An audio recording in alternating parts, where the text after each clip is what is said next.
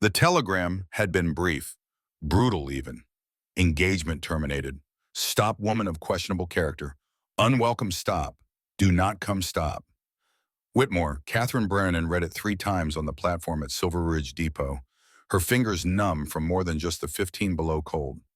Around her Christmas Eve, travelers bustled toward warmth and family. She stood alone with a carpet bag, $3.42, and nowhere to go. The station master had left an hour ago, locking the depot behind him. The last hotel in town had turned her away. No rooms for single women, especially not ones Mr. Whitmore warned us about. The words still burned. Catherine pulled her inadequate Boston coat tighter and began counting backward from 100. It was what she'd learned during her nursing training, count backward, to stay conscious, to keep your mind working when your body wanted to surrender. 97, 96, 95, and she'd reported Dr. Edmund Grant for putting his hands on young nurses without permission. The hospital board had called her hysterical. Charles Whitmore, her fiancé, had believed them over her. And now she was freezing to death in Wyoming territory because telling the truth had cost her everything. 73, 72. Her legs gave out. She slumped against the depot wall, the wood rough against her back. The sky was impossibly clear of stars, brilliant in their indifference. Beautiful, she thought distantly. At least dying had a nice view. 51, 50 hoofbeats, heavy and rhythmic, getting closer. Jesus Christ. A man's voice rough with shock. Strong hands gripping her shoulders, shaking her gently. Miss, can you hear me? Catherine forced her eyes open. A face swam into focus. Weathered 30s gray eyes sharp with concern under a wide-brimmed hat. Cold, she managed.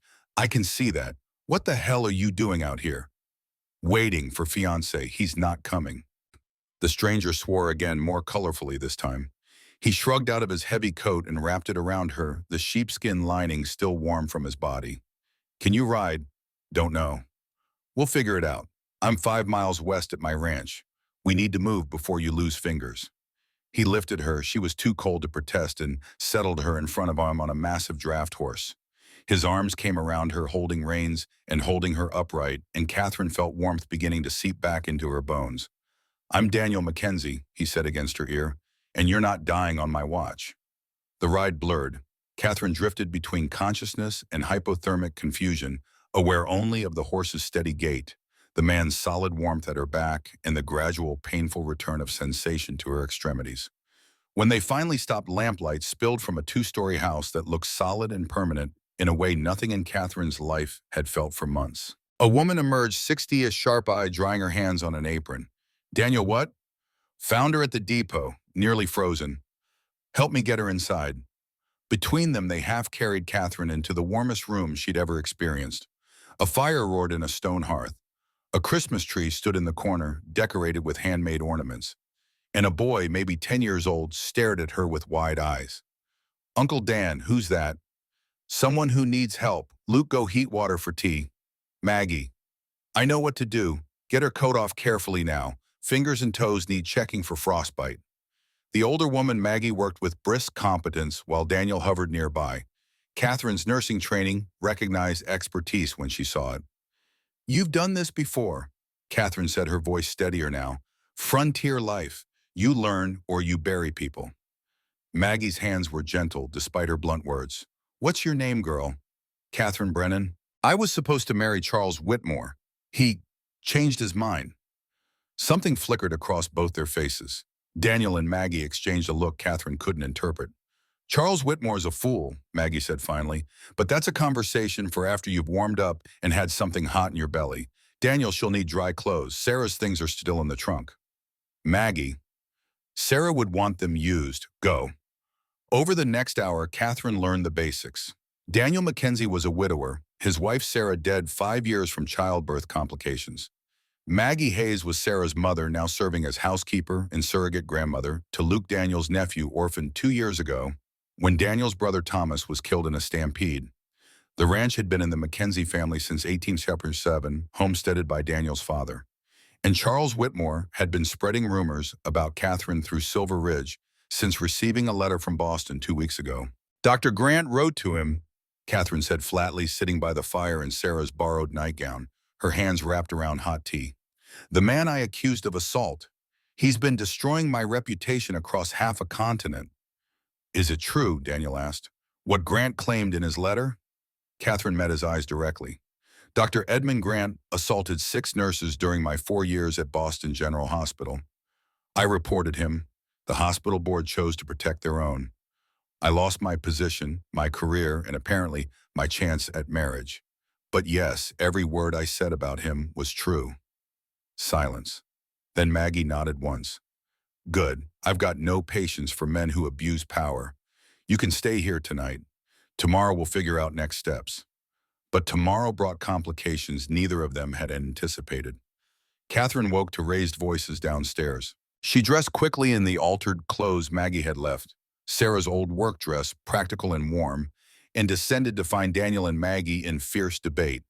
Can't have a single woman under your roof. The talk alone will destroy you. So I should have let her freeze. That's the Christian thing to do.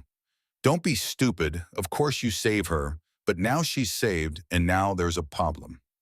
Catherine cleared her throat from the doorway. I'll leave. I don't want to cause you trouble. Leave to where? Daniel's voice was sharp. You've got no money, no prospects, and every boarding house in town's been warned against you.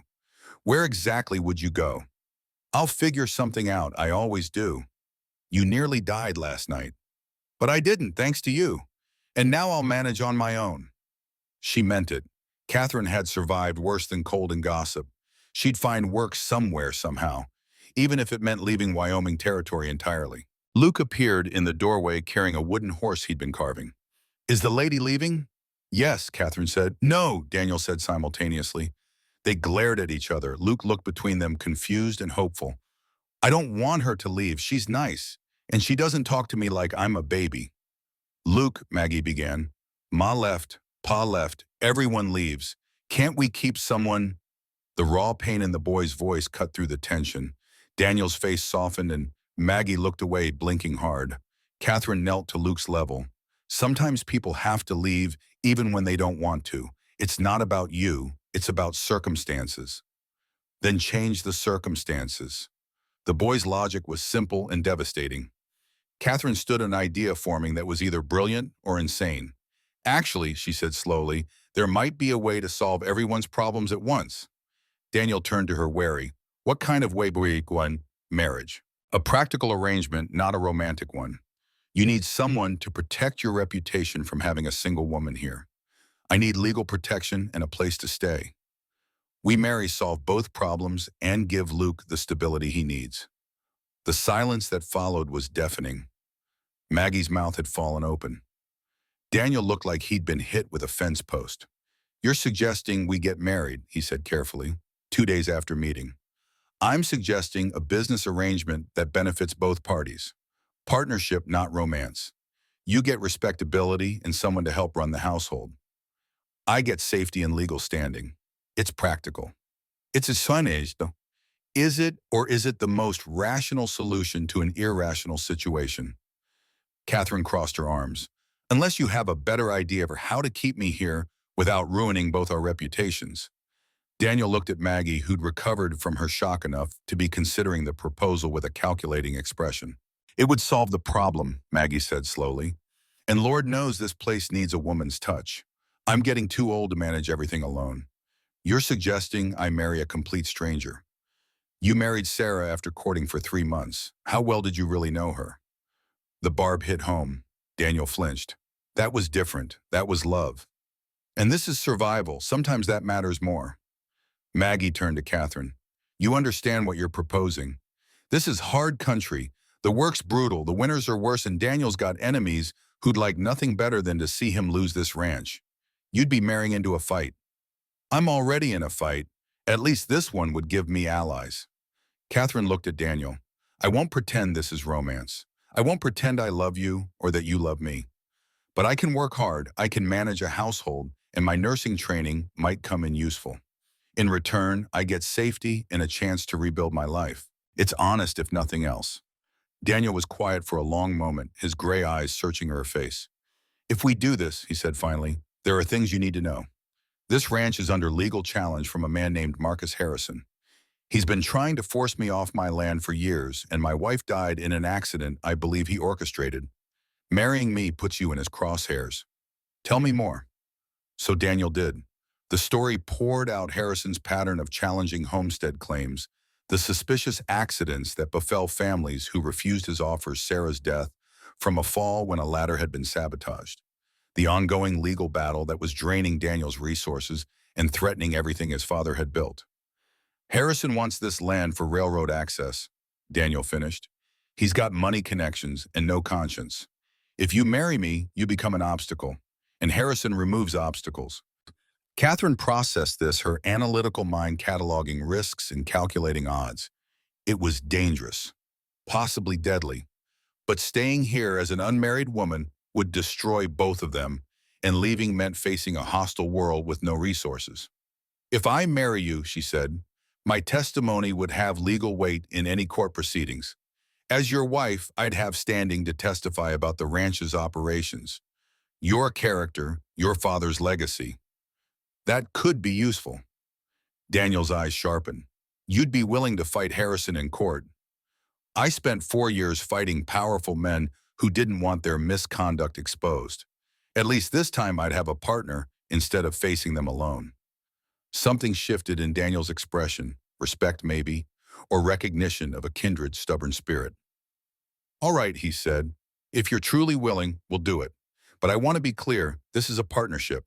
I won't demand anything from you that you're not willing to give. Separate bedrooms, no expectations beyond household management and mutual support. Agreed.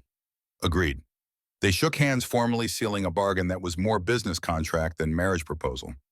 Luke whooped with excitement. Maggie muttered something about damn fool plans that might actually work.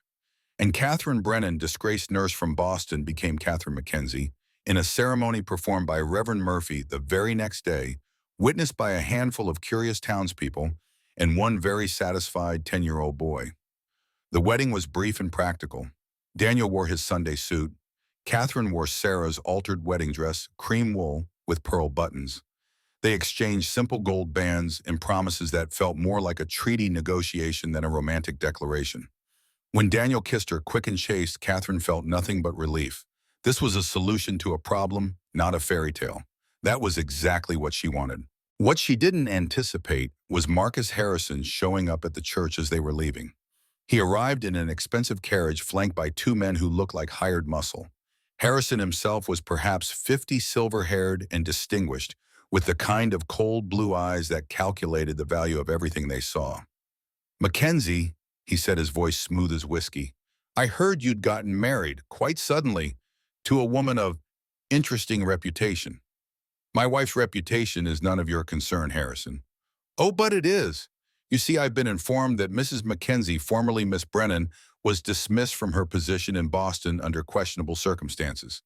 One wonders what kind of leverage she employed to secure such a hasty marriage. Catherine felt rage building but kept her voice level. I employed honest conversation and mutual benefit, Mr. Harrison. Novel concepts, I realize, for someone who prefers coercion and sabotage. Harrison's pleasant mask slipped slightly. Careful, Mrs. Mackenzie, slander is actionable.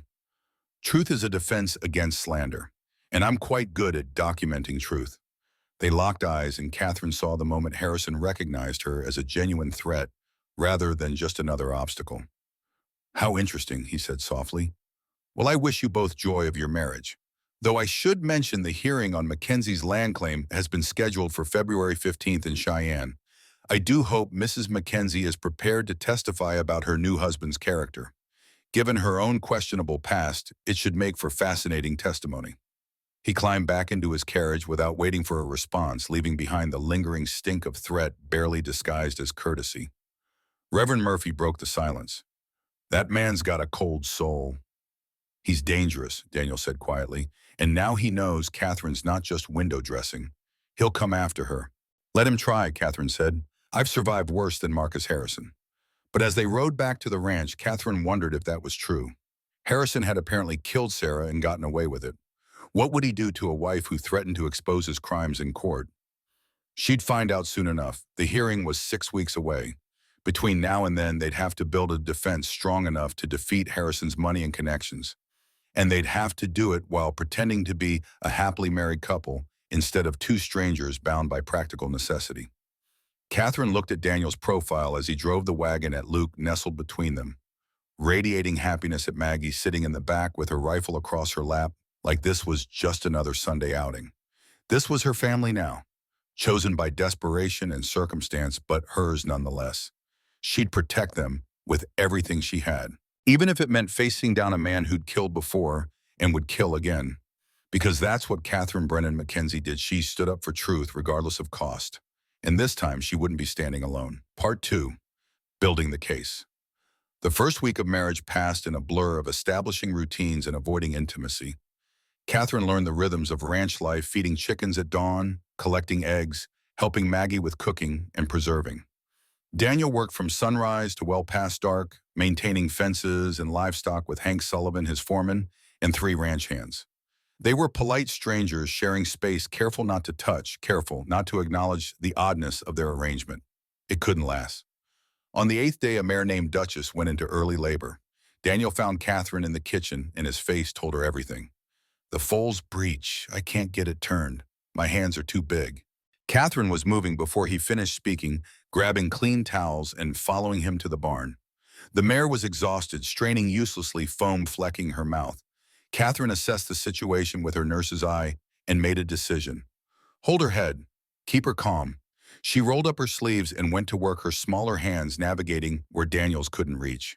Finding the folded leg, straightening it, repositioning the foal with careful precision, while sweat dripped down her back and the mare groaned in distress. Got it, she said finally. She can push now.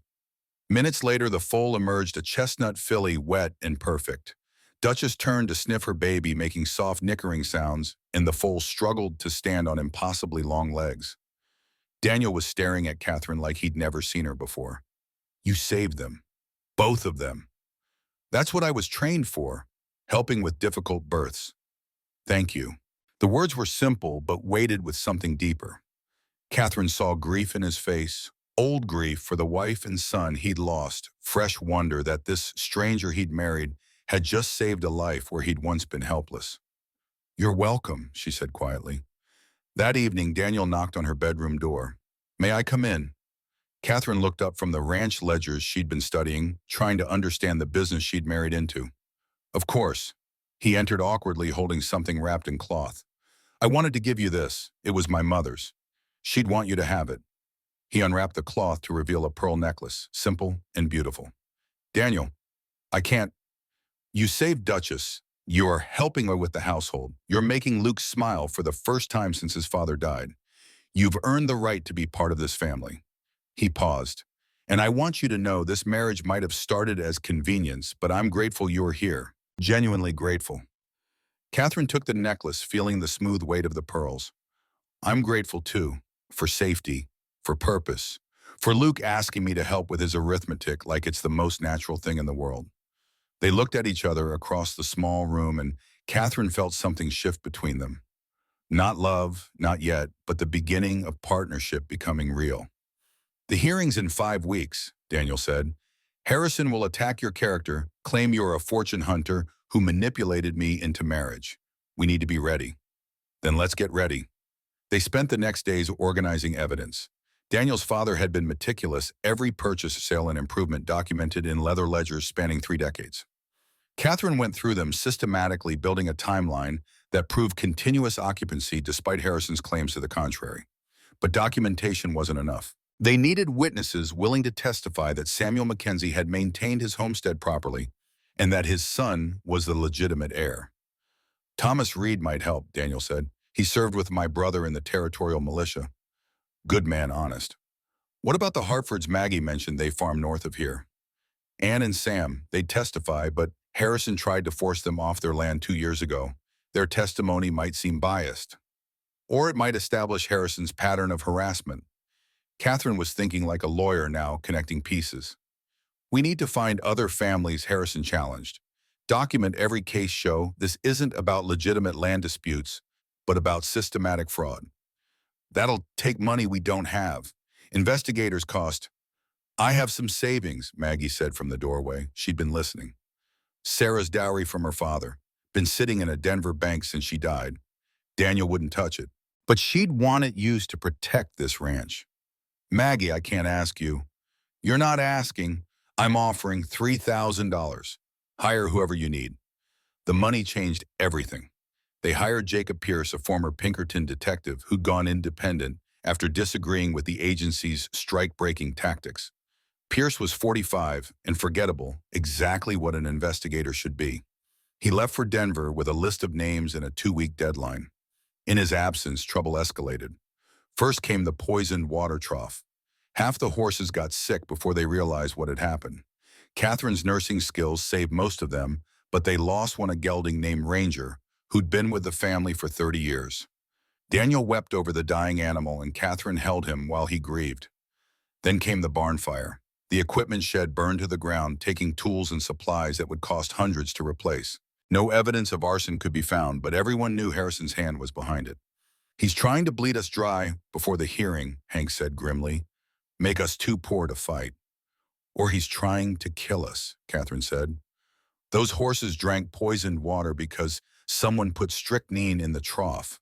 That's not financial pressure. That's attempted murder. Daniel's face was stone.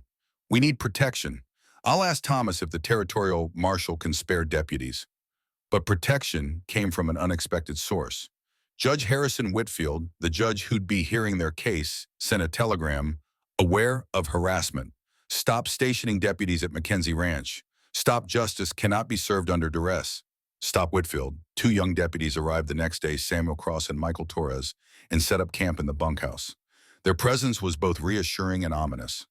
If the judge thought they needed armed guards, the situation was even more dangerous than Catherine had realized. Pierce returned on schedule, his saddlebags bulging with documents. They gathered in Daniel's study, Catherine, Daniel, Maggie Pierce, and Thomas Reed, who'd become an unofficial part of their defense team. I found 7 homesteaders Harrison challenged, Pierce said, spreading papers across the desk. Not one case went to trial. All 7 families settled after experiencing mysterious accidents, barn fires, livestock deaths. In 2 cases, human fatalities ruled accidental. Can we prove Harrison was responsible? Catherine asked. Prove no. Strongly suggest with documented patterns. Absolutely. Pierce pulled out sworn statements. 5 of the families are willing to testify. The other 2 are dead. One in a barn fire, one fell off his roof doing repairs. Both accidents happened within months of refusing Harrison's buyout offers. Like Sarah, Daniel said quietly. Exactly like Sarah. Harrison has a pattern. He makes an offer. If refused, he files legal challenges while simultaneously arranging accidents that encourage settlement. He's done it successfully for 10 years. You'd be the first to take him all the way to trial. Catherine studied the evidence, her mind working. This changes our defense strategy. We're not just proving the Mackenzie claim is legitimate. We're exposing Harrison as a systematic land thief who uses violence to achieve his goals. That's risky, Thomas warned. Making those accusations without absolute proof could backfire. Harrison's lawyer will paint you as conspiracy theorists. Then we make the pattern so clear that even a biased judge can't ignore it. Catherine looked at Pierce.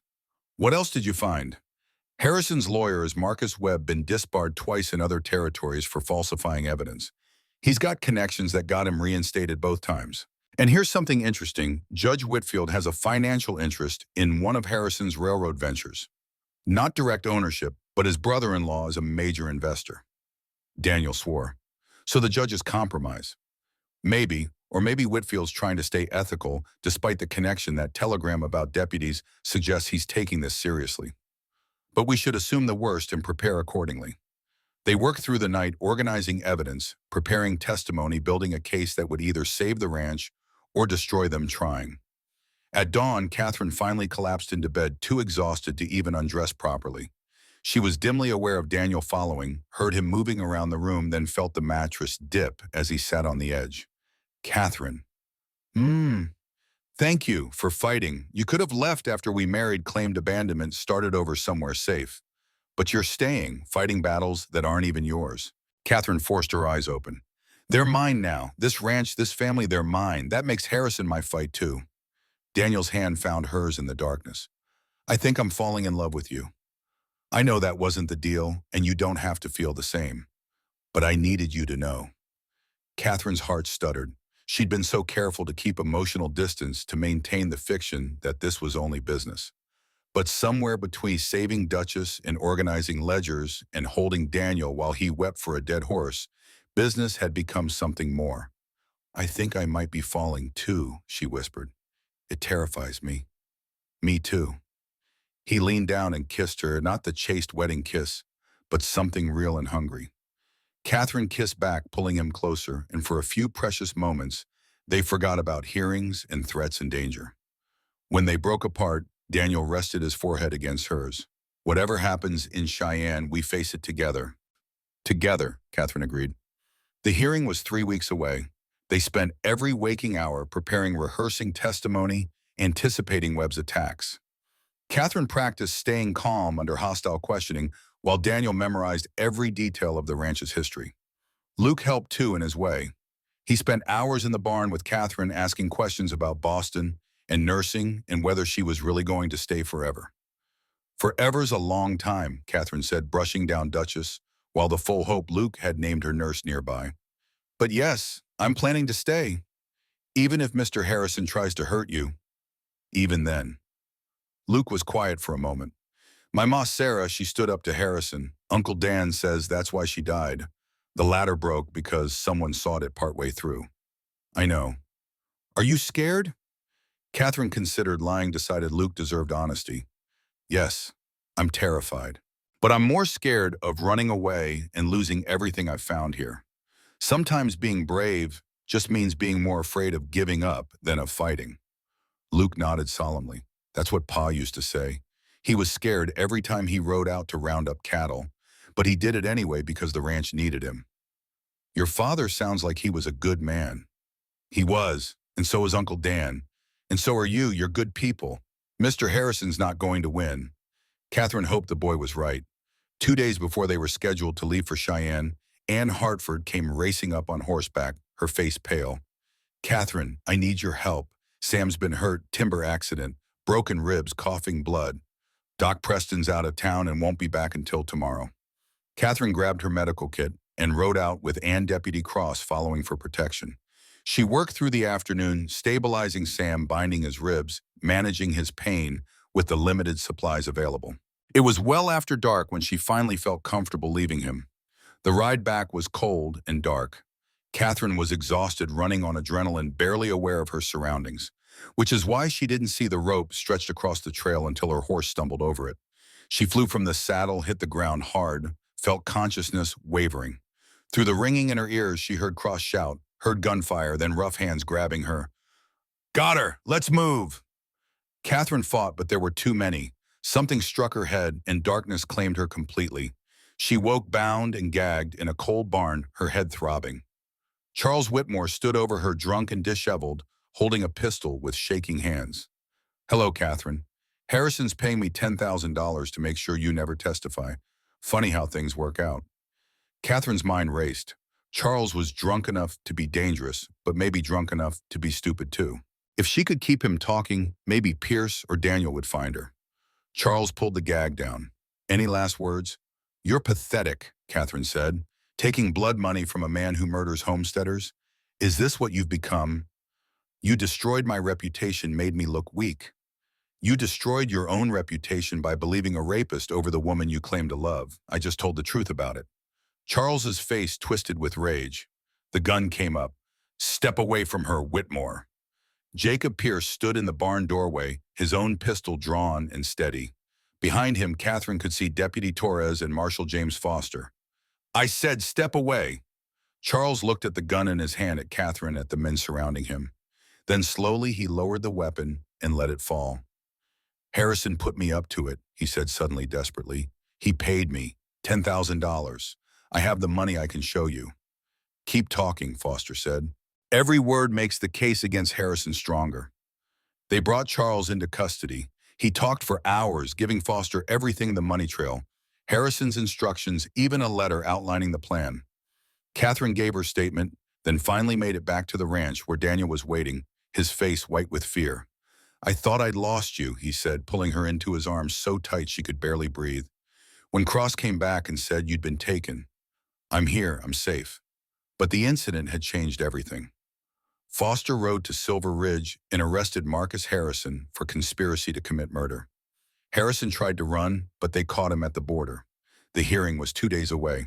Harrison was in custody, Charles had confessed, and suddenly their case looked winnable instead of hopeless. Whitfield might rule in our favor, Pierce said. With Harrison facing criminal charges and his witness admitting to perjury, the whole challenge falls apart. Catherine let herself hope for the first time in weeks. They rode to Cheyenne with armed escort Pierce Thomas, both deputies. The territorial capital was busy with pre-hearing activity. Their lawyer, Robert Chen, met them at the courthouse. Harrison's lawyer is asking for a delay, claiming his client can't get fair treatment while facing criminal charges. Judge Whitfield denied it. The hearing proceeds as scheduled. That night, Catherine lay awake in their hotel room, Daniel's arms around her, thinking about tomorrow. Everything they'd fought for came down to one hearing, one judge, one decision. Whatever happens, she whispered, we tried. We stood up. That counts for something. It counts for everything, Daniel said against her hair. Tomorrow would bring answers. Tonight she had this warmth and safety and a man who'd become far more than a business arrangement. It would have to be enough. The Laramie County Courthouse loomed against a gray February sky, all stone and authority designed to intimidate. Catherine climbed the steps with Daniel's hand steady at her elbow, trying to project confidence she didn't entirely feel. Inside the courtroom was packed. Catherine recognized faces from Silver Ridge. Ann and Sam Hartford recovered enough to make the journey. Benjamin Graves, the shopkeeper who'd defied Harrison's pressure. Thomas Reed in his cavalry uniform. But there were also strangers drawn by gossip about the scandalous nurse and the stubborn homesteader taking on Wyoming's most powerful land speculator. Marcus Harrison sat at the plaintiff's table despite being in custody, flanked by guards and his lawyer, Marcus Webb. Harrison looked older than he had at their wedding confrontation, the strain of criminal charges showing in new lines around his eyes. But his gaze was still cold, still calculating, still dangerous. Judge Harrison Whitfield took the bench at precisely 9 o'clock. He was 60, silver-haired, with a face that gave nothing away. Catherine studied him for signs of bias but found only professional neutrality. This hearing concerns a challenge to the homestead claim of the late Samuel Mackenzie, now held by his son Daniel Mackenzie. Whitfield began. Mr. Webb, you may present your case. Webb stood and Catherine immediately understood why he'd been disbarred twice. He had the polished confidence of someone who'd learned to lie convincingly to make fiction sound like fact. Your Honor, the evidence will show that Samuel Mackenzie's homestead claim was questionable from its inception. Questions about continuous occupancy during the required proving period.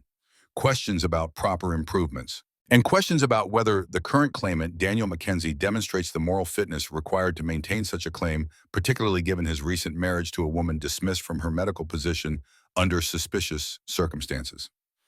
Catherine's hands clenched, but she kept her face neutral. Chen had warned her this was coming. The territorial government has a vested interest in ensuring land claims are legitimate, Webb continued. In this case, legitimacy is sorely lacking. Chen's opening was quieter but sharper. Your Honor, the Mackenzie claim has been properly maintained for 37 years. The documentation is overwhelming. But this case isn't really about homestead law. It's about a wealthy speculator who spent a decade forcing legitimate homesteaders off their land through legal harassment and violence. We'll prove that Marcus Harrison has challenged 7 homestead claims using identical tactics. Not one went to trial, not one was proven invalid. Yet 7 families lost their land to his pressure. And we'll prove that Harrison has resorted to criminal acts, including the murder of Daniel Mackenzie's first wife, to achieve his goals. Objection, Brown. Webb was on his feet. Inflammatory accusations without foundation. I'm outlining what the evidence will demonstrate, Chen said calmly. Whitfield looked between them. Save the dramatics for closing arguments. Mr. Webb, call your first witness. The prosecution spent the morning building their case. A surveyor testified that the original Mackenzie boundaries, while they were imprecisely marked common for 1847 filings, Chen got him to admit on cross-examination. A land office clerk confirmed that Samuel Mackenzie's proving period had extended to 5 years instead of 3, but also confirmed that extensions were allowed for hardship or illness. Then Webb called his key witness, Gerald Thorne, a weathered man in his 50s, who claimed to have worked for Samuel Mackenzie in 1851. Mr. Thorne, can you describe the Mackenzie property during the period you worked there? It was mostly abandoned. Mr. Mackenzie was gone for months at a time. Took his boys to Denver for medical treatment, didn't come back until fall. So the property was unoccupied during the crucial proving period. For at least 3 months, yes, sir. Daniel's face had gone white. Catherine knew this was a lie. The ledgers proved continuous occupancy, but Thorne was swearing to it under oath. Chen's cross-examination was surgical. Mr. Thorne, when did you first contact Marcus Harrison about this testimony? I don't recall exactly. Was it before or after Harrison filed his challenge to the Mackenzie claim? After, I suppose. And how much is Harrison paying you to testify today? Objection, speculation. Your Honor, it's a reasonable question, given that Mr. Thorne has no documented connection to the Mackenzie Ranch in any of their extensive business records. Whitfield considered, I'll allow it. Mr. Thorne, answer the question. Thorne shifted uncomfortably. Mr. Harrison helped with my travel expenses. How much? $500. A murmur ran through the courtroom. $500 was a fortune, far more than reasonable travel expenses. That's quite generous. And did Mr. Harrison perhaps suggest what you should say in your testimony? He told me the truth about the Mackenzies not maintaining their claim. Or he paid you $500 to commit perjury. No further questions. The afternoon session began with the defense's case. Chen called Hank Sullivan, who testified about working for the Mackenzies for 25 years, confirming continuous occupancy. Ann Hartford testified about buying produce from the ranch weekly for 15 years. Thomas Reed testified about visiting regularly throughout his military service. But the critical testimony came from Daniel himself. Chen walked him through the ledgers methodically, every purchase-sale improvement during the disputed period. The evidence was overwhelming. Samuel Mackenzie had conducted constant business activity that could only occur with continuous occupancy. Mr. Mackenzie, your father's proving period extended to 5 years. Can you explain why? He was ill. Spring of 1851, he caught pneumonia and nearly died. The Homestead Act allows extensions for hardship. Do you have proof of this illness? The medical records were destroyed in a fire that took our town's clinic last August. Daniel's voice was steady, but Catherine heard the rage underneath. However, we have my father's diary entries documenting his illness. We have letters from neighbors who visited during his recovery, and we have continuous business records proving he never abandoned the claim. Webb's cross-examination tried to cast doubt on every document, but Daniel held firm. Then Webb shifted tactics. Mr. Mackenzie, you married Catherine Brennan less than a week after meeting her. Why such haste? Practical necessity. She needed shelter. I needed help with the household. It was a mutually beneficial arrangement. Or a desperate man making poor decisions. Tell me, did you know about your wife's dismissal from Boston General Hospital when you married her? I knew she'd reported a physician for sexual assault and been punished for it. That made me respect her, not question her. How noble. And did she tell you about Dr. Grant's letter detailing her actual misconduct? Daniel's jaw tightened. Dr. Grant is a liar protecting himself from consequences. My wife is the most honest person I've ever met. Catherine felt warmth spread through her chest at the conviction in his voice. Webb produced the letter, Dr. Grant's poisonous accusations sworn and notarized. Whitfield read it carefully, his expression unreadable. The letter will be entered as evidence, he said finally. But I note that Dr. Grant is not present for cross-examination. After Daniel stepped down, Chen called Catherine to the stand. Her hands were steady as she took the oath, her voice clear as she began her testimony. Chen led her through the Boston story, Dr. Grant's pattern of assault, her formal complaints, the board's dismissal. Then he pivoted to the documents Pierce had uncovered. Mrs. Mackenzie, the court has heard from Dr. Grant via letter. Do you have any evidence to refute his claims? I have sworn statements from 4 nurses who worked with me confirming Dr. Grant's pattern of assault and my professional conduct. And I have this. She held up the hospital memo. Documentation that Dr. Grant was dismissed from Boston General 3 months ago for sexually assaulting the daughter of a board member. Apparently, his behavior only became unacceptable when he targeted someone with enough power to fight back. The courtroom erupted. Whitfield banged his gavel while Webb shouted objections, but the damage was done and Grant's credibility was destroyed. Webb's cross-examination was vicious. Mrs. Mackenzie, you proposed marriage to Mr. Mackenzie, not the other way around, within days of meeting him. Doesn't that suggest a calculated manipulation? It suggests two adults making a practical decision. I needed safety. Mr. Mackenzie needed household help. We negotiated terms like rational people, or like a fortune hunter who saw an opportunity. I married a man who had substantial debt and was facing a costly legal battle. If I were the hunting fortune, I chose poorly. Several spectators laughed. Webb's face reddened. You seem remarkably comfortable testifying, Mrs. Mackenzie, almost as if you planned this from the beginning. I spent 4 years as a nurse dealing with hostile doctors and dying patients. This is less stressful than a typical Tuesday at Boston General. More laughter. Webb was losing control of the narrative. No further questions. The next morning began with Pierce's testimony about Harrison's pattern 7 challenged homesteads, 7 suspicious accidents, 7 forced settlements. He methodically documented each case, showing how Harrison used identical tactics to steal land. In every instance, Pierce said, families who refused Harrison's offers experienced significant hardships. Property damage, livestock deaths, and in 2 cases, human fatalities ruled as accidents, but occurring under suspicious circumstances. Webb objected repeatedly, calling it conspiracy theory, but the pattern was too clear, too consistent to dismiss. Then Chen played his final card.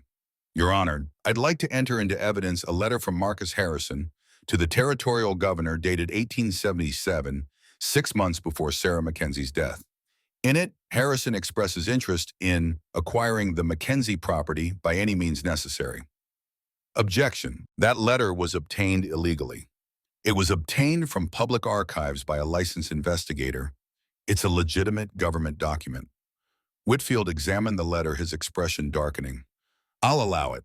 The phrase any means necessary is certainly suggestive. The final piece of evidence was Charles Whitmore's confession. The transcript of his statement to Marshall Foster was entered into evidence, $10,000 to prevent Catherine from testifying, paid by Harrison, documented with bank records, and Harrison's own letter of instruction. Mr. Harrison is currently facing criminal charges for conspiracy to commit murder based on this evidence, Chen said. He's also facing charges for the suspicious death of Sarah Mackenzie, whose ladder was sabotaged in a manner consistent with other accidents that befell homesteaders who opposed him. By the time closing arguments began, Harrison looked defeated. Webb tried to salvage the case, arguing that regardless of Harrison's criminal conduct, the homestead claim still had technical deficiencies. But his heart wasn't in it. He knew they'd lost. Chen's closing was devastating. Your Honor, this case was never about homestead technicalities. It was about a wealthy land thief using the legal system to force legitimate homesteaders off their property. Marcus Harrison has committed murder, arson, witness tampering, and perjury in pursuit of the Mackenzie land. The documentation proving the claim's validity is overwhelming. The only question is whether this court will stand with legitimate homesteaders or with corrupt speculators who manipulate the law for profit. He paused, letting that settle. Samuel Mackenzie spent 30 years building something lasting. His son is trying to continue that legacy. They've met every legal requirement. They've provided overwhelming evidence. And they've exposed Marcus Harrison's criminal enterprise in the process. Justice requires that you rule for the defense. Whitfield was silent for a long moment after Chen sat down. The courtroom held its breath. This court will take a brief recess to review the evidence. We'll reconvene in 1 hour for my ruling. The wait was agony. Catherine and Daniel paced the courthouse halls, too nervous to speak. Maggie sat with Luke, distracting him with stories. Pierce smoked outside, his expression unreadable. Finally, the bailiff called them back. Whitfield took the bench, his face grave. This has been one of the most disturbing cases I've encountered in 20 years on the bench. The evidence of systematic fraud and violence perpetrated by the plaintiff is overwhelming and shocking. He looked directly at Harrison. Mr. Harrison, you have abused the legal system to further a criminal enterprise. You have destroyed families, stolen land, and quite possibly committed murder to achieve your goals. I am referring this matter to the territorial prosecutor for additional charges beyond those already filed. Harrison's face was stone, but Catherine saw fear flicker in his pale eyes. Whitfield turned to the Mackenzies. As for the homestead claim itself, the evidence supporting the Mackenzie family's continuous occupancy and proper maintenance is overwhelming. The documentation spans 37 years and includes testimony from multiple credible witnesses. Gerald Thorne's contradictory testimony appears to have been purchased and is given no weight by this court. He picked up his gavel. The challenge to the Mackenzie homestead claim is dismissed in its entirety. The claim is found to be valid, legitimate, and properly maintained. The property belongs to Daniel Mackenzie and his heirs in perpetuity. Additionally, I am ordering Marcus Harrison to pay all legal costs incurred by the defense, plus damages in the amount of $10,000 for the harassment and property damage suffered by the Mackenzie family. The gavel fell. Case closed. Mr. Harrison, you are remanded to custody pending trial on criminal charges. The courtroom exploded in cheers. Catherine found herself pulled into Daniel's embrace, his face buried in her hair, his whole body shaking with relief. Luke crashed into them both, whooping with joy. Maggie was crying openly, and even stern Pierce was smiling. They'd won. Against all odds, against money and power and corruption, they'd won. Outside the courthouse, Marshal Foster approached. Mrs. Mackenzie, I wanted you to know Charles Whitmore's testimony is being used to build additional cases against Harrison. We're investigating every suspicious accident, every forced settlement. Your courage in testifying has opened the door to real justice. Will Harrison actually face trial? He'll face multiple trials: murder, conspiracy, witness, tampering, arson. He's looking at life in territorial prison, possibly hanging if we can prove premeditated murder. Foster touched his hat. You did a brave thing standing up to him. A lot of folks have been too scared to fight. You showed them it could be done. As they prepared to leave Cheyenne, Catherine felt something shift inside her. The fear that had driven her for months, fear of Harrison, fear of losing everything, fear of being hurt again, had transmuted into something else. Not confidence exactly, but calm acceptance. Whatever came next, she could handle it, because she wasn't alone anymore. The ride back to Silver Ridge took 3 days through late winter snow. They traveled as a family: Daniel, Catherine, Luke, Maggie, Pierce, and Thomas Reed riding escort. The conversation was light, celebratory, full of plans for the ranch's future. We should expand the breeding program, Daniel said. Duchess's foal proves we've got good bloodlines. Could build a real business in the draft horses. We'll need better facilities, Catherine pointed out. That equipment shed needs rebuilding anyway. We could do it right this time. We could add a schoolroom, Luke suggested. Aunt Catherine could teach other kids too, not just me. That's not a bad idea, Maggie said thoughtfully. Nearest school's 15 miles. A lot of ranch families would appreciate something closer. They were building something together, not just rebuilding what Harrison had damaged, but creating something new. Catherine felt purpose settling into her bones like warmth after long cold. When they finally crested the ridge and saw the ranch spread below them, smoke rising from the chimney, and hope the foal visible in the paddock, Catherine felt tears prick her eyes. Home. This was home. That night, after Luke was asleep and Maggie had retired and the house was quiet, Catherine and Daniel sat by the fire in their bedroom. They'd been sharing the room since before the hearing, the pretense of separate bedrooms abandoned somewhere between the kidnapping and the trial. So, Daniel set his arm around her shoulders. We won. We won. What happens now? Catherine considered the question. What did happen after you'd fought for everything and emerged victorious? What came after survival? Now we live, she said simply. We run this ranch, we raise Luke, we build the school, we breed horses. We live the life we fought for. No more looking over our shoulders. Harrison will be in prison for the rest of his life. Charles is facing charges too. Dr. Grant's career is destroyed. All the people who tried to hurt us have faced consequences. She turned to face Daniel. We're free. Actually, genuinely free to be happy. Daniel cupped her face in his hands. I love you. I know we started this as a business arrangement, but Catherine Mackenzie, I am completely stupidly in love with you. Good, Catherine said, kissing him, because I'm completely stupidly in love with you too. They made love that night with the tenderness of people who'd fought for the right to be together, who'd earned their happiness through trials and testimony, and standing firm when easier to surrender. Afterward, Catherine lay in Daniel's arms, listening to his heartbeat, feeling more at peace than she'd felt since childhood. "Thank you," she whispered. "For what?" "For finding me at that depot, for giving me shelter, for standing beside me when you could have let me go. Thank you for proposing, for fighting, for saving Duchess and organizing ledgers and being brave enough to testify even though it meant facing Dr. Grant's lies again." Daniel's arms tightened around her. "Thank you for choosing us." Catherine closed her eyes and let sleep claim her, knowing that tomorrow would bring work and challenges in the ordinary struggles of ranch life. But they'd face it together, partners, lovers, family. She'd come to Wyoming territory looking for safety and found purpose instead. Found belonging. Found love she didn't think she deserved. And now, impossibly, she had it all. Outside, the Wyoming wind howled through the February darkness. Inside, there was warmth and safety and the quiet contentment of hard-won peace. Catherine Mackenzie slept deeply dreamlessly, home at last. Epilogue: Spring comes to Mackenzie Ranch. 3 months later, Catherine stood in the doorway of the newly rebuilt equipment shed, now a schoolroom with 8 desks, a blackboard, and windows that let in the spring sunshine. Luke and 7 other ranch children sat at attention while she explained long division. Through the window, she could see Daniel working with Hank in the paddock, training Hope to accept a halter. The filly had grown rapidly, all long legs, and curiosity showing the promise of the fine draft horse she'd become. Maggie was in the garden planting vegetables with the kind of fierce determination that suggested she'd personally murder any frost that dared threaten her seedlings. Life had settled into rhythms that felt both strange and wonderful after months of chaos. The trial had concluded, Harrison convicted on multiple counts of murder, conspiracy, and fraud. He was serving life in territorial prison, his property seized to pay damages to his victims' families.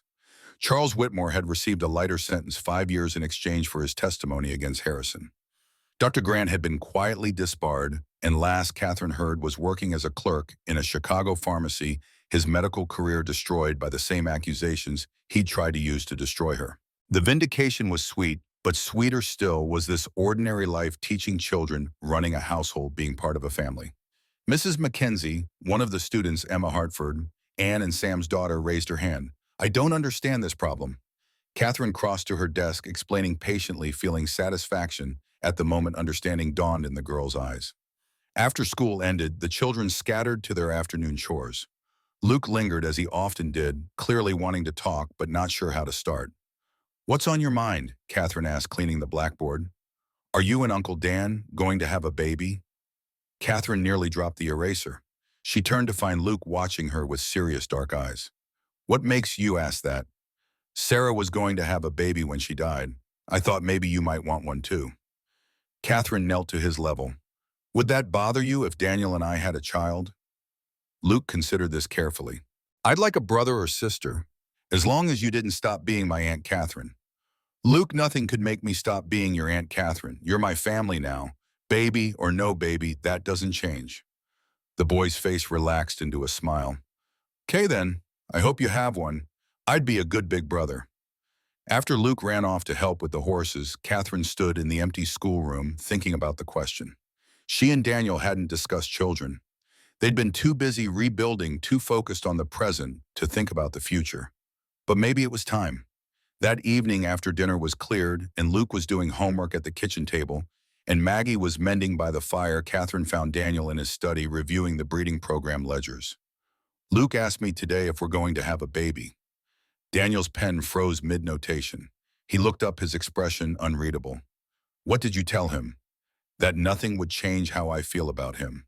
"But Daniel," I didn't answer the underlying question. "Do you want children with me?" He set down the pen and pulled her into his lap. "I want everything with you.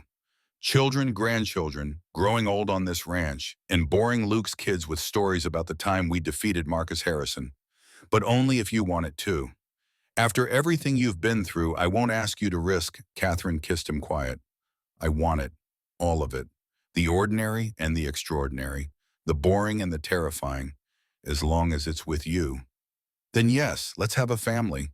They held each other in the lamplight, making plans and dreaming futures, while outside the spring wind whispered through new grass, and Hope the foal nickered to her mother, and the ranch settled into its evening rhythms. 6 months later, Catherine stood in the same study, her hand on her slightly rounded belly, watching autumn paint the landscape in gold and crimson. Daniel came up behind her, his arms encircling her waist, his chin resting on her shoulder. "How are you feeling?" "Tired, nauseated, happy." She leaned back against him. "Depreston says everything's progressing normally. The baby should come in March. Another winter baby, like Luke was. Like you were too." Catherine turned in his arms. "Are you worried about Sarah?" "Every day, but I'm also grateful for you, for this chance, for the possibility of joy instead of just survival." He kissed her forehead. "We'll get through it together. That's what we do." Luke burst into the room, waving a letter. It came Aunt Catherine. The letter from Boston came. Catherine took the envelope with shaking hands. She'd written to the nurses who testified on her behalf, staying in touch despite the distance. This letter was from Mary Sullivan, one of the youngest nurses she'd worked with. She read it quickly, then again more slowly, hardly daring to believe the words. "The new hospital board fired 3 more doctors for misconduct. They're implementing new policies about reporting harassment. And they asked if I'd be willing to come back as head nurse to help train staff on the new protocols." She looked up at Daniel, torn between pride and pragmatism. "I can't go. Not now, not with the baby coming. And I don't want to leave the ranch anyway. This is home."